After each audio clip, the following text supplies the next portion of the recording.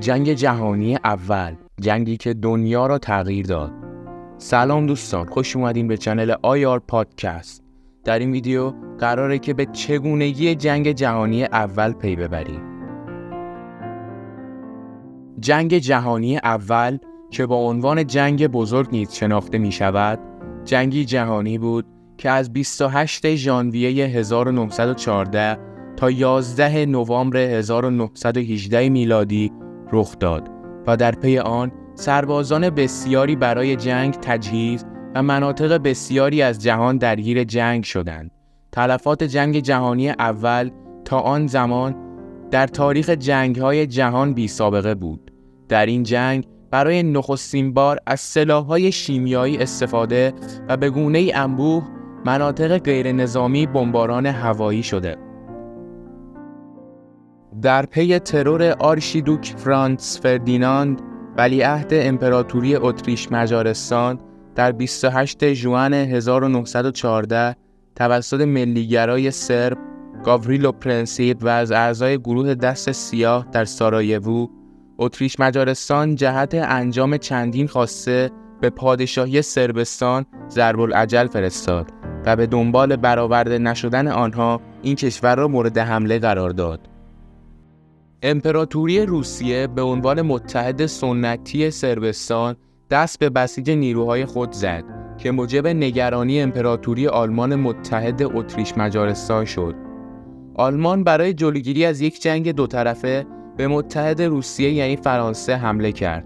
برای سرعت بخشیدن به روند حمله به خاک فرانسه، ارتش آلمان برای دور زدن خط دفاعی این کشور طرح اشلیفن را اجرا کرد که به موجب آن نیروهای آلمانی از خاک بلژیک برای حمله به فرانسه عبور می‌کردند. تجاوز آلمان به خاک بلژیک باعث شد امپراتوری بریتانیا نیز به عنوان ضامن استقلال این کشور به آلمان اعلام جنگ دهد. با ورود تدریجی متحدین دو طرف، درگیری‌های نظامی در مدت کوتاهی به نقاط مختلف جهان سرایت کرد. با وجود این آغاز پرسرعت، جنگ به زودی گرفتار بنبست نبرد سنگرها شد. مدت‌ها هیچ یک از دو سو نتوانستند به پیروزی مهمی دست یابند و جنگ 4 سال به درازا انجامید و نزدیک به 10 میلیون نفر کشته بر جای گذاشت. روسیه اواخر سال 1917 از جنگ خارج شد. مشکلات جدی داخلی و وقوع انقلاب فوریه روسیه را وادار به امضای پیمان صلح با آلمان کرد. سال بعد ایالات متحده در جانب متفقین وارد درگیری‌ها شد. سرانجام با پیروز متفقین و پایان جنگ در سال 1919 با برگزاری کنفرانس صلح پاریس معاهده‌های جداگانه امضا شد که تاوان بسیار سنگینی بر شکست خوردگان جنگ تحمیل کرد. جنگ جهانی اول از برجسته‌ترین رخدادهای تاریخ بشر است و به گونه مستقیم و غیر مستقیم نقش بزرگی در تعیین تاریخ سده 20 داشته است. این جنگ پایان چندین نظام سلطنتی در اروپا را رقم زد و مایه نابودی 4 دودمان حکومتی از جمله هابسبورگ لورن در اتریش، هوهنسلورن در امپراتوری آلمان، آل عثمان در امپراتوری عثمانی و رومانوف در امپراتوری روسیه شد. با وجود تأسیس جامعه ملل جهت جلوگیری از وقوع چنین جنگ‌هایی، بیشتر تاریخ‌نگاران بر این باورند که شکست دیپلماسی پس از جنگ و تحمیل غرامت‌ها و مجازات‌های تحقیرآمیز بر اساس پیمان‌هایی چون پیمان ورسای بر آلمان و دیگر کشورهای شکست خورده مایه پرورش جنبش‌هایی چون نازیسم و زمینه‌ساز آغاز جنگ جهانی دوم شد.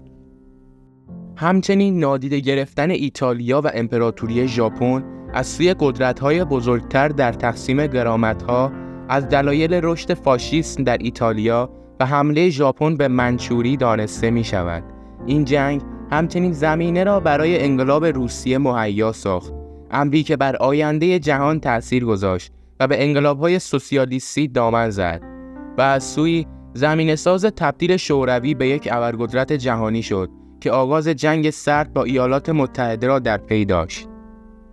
در غرب آسیا با انحلال امپراتوری عثمانی کشور نوینی به نام جمهوری ترکیه پایه‌گذاری و سرپرستی موقت مناطق عرب نشین تحت حکومت عثمانی تا زمان استقلال آنها به بریتانیا و فرانسه سپرده شد. با فروپاشی امپراتوری اتریش مجارستان در اروپای مرکزی، کشورهای چکسلواکی و یوگسلاوی پدید آمدند و لهستان با پیوند بخش‌هایی از خاک سه امپراتوری آلمان، روسیه و اتریش مجارستان استقلال خود را پس از 2 سده به دست آورد. وحدت آلمان در فاصله سالهای 1848 تا 1871 صورت گرفت و نتیجه جنگ‌هایی بود که ویلهلم یکم، پادشاه پروس، به تحریک بیسمارک با اتریش و فرانسه به راه انداخت. ویلهلم اول پس از رسیدن به پادشاهی، بیسمارک را به نخست وزیری برگزید. اولین جنگ بین پروس و دانمارک بود که علت آن اختلاف بر سر دوک‌نشین‌های شلسویک، هلشتاین و لونبورگ میان پادشاه‌های دانمارک و اتحادیه ایالت‌های آلمانی بود. بیسمارک از دولت اتریش دعوت کرد تا با پروس در حل اختلاف بین اتحادیه ایالت‌های آلمانی و دانمارک همراهی کند و از آنجا که هر دو کشور از کریستیان پادشاه دانمارک خواستند از انضمام شلسویک به خاک خود چشم بپوشد و پادشاه دانمارک به این امر راضی نشد و آن دو کشور با 90,000 سپاه به دانمارک حمله کردند. نیروهای نظامی کریستیان به علت کمبود نیرو از اتریش و آلمان شکست خوردند و از او درخواست صلح کرد و سرانجام به موجب عهدنامه‌ای شد که در وین منعقد شد. دانمارک رسما از دوک‌نشین‌های سگانه چشم پوشید. پروس دوک‌نشین لونبورگ را تصرف کرد و اتریش 15 میلیون مارک غرامت از آن دوک‌نشین گرفت و حکومت دو دوک‌نشین دیگر نیز بین دو دولت تقسیم شد.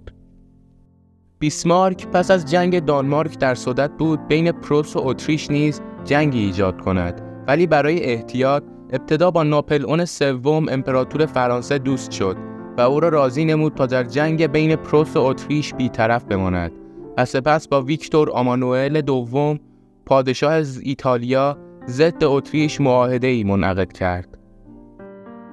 پس از آن اتریش را متهم کرد که در حکومت هلشتاین از رعایت منافع مشترک دو دولت خودداری کرده است. همچنین موضوع تغییر وضع اتحادیه دولت‌های آلمانی را پیش کشید و مجلس اتحادیه ایالت‌های آلمانی به اتریش اعلام جنگ داد. نبرد سادو که آلمانی‌ها آن را کونینگرادس می‌گویند، نتیجه درگیری بین پروس و اتریش را مشخص کرد. بعد از آن دیگر اتریشی‌ها مقاومت جدی نکردند و در فردای جنگ سادو فرانس و ژوزف در صدد برآمد که با ناپلئون سوم صلح کند. به موجب معاهده پراگ، ایالات شلزویگ هولشتاین، هانورلکندرال، هس و فرانکفورت ضمیمه پرورش شد و پروس که تا این زمان 2 قطعه جداگانه بود به یک مملکت تبدیل شد.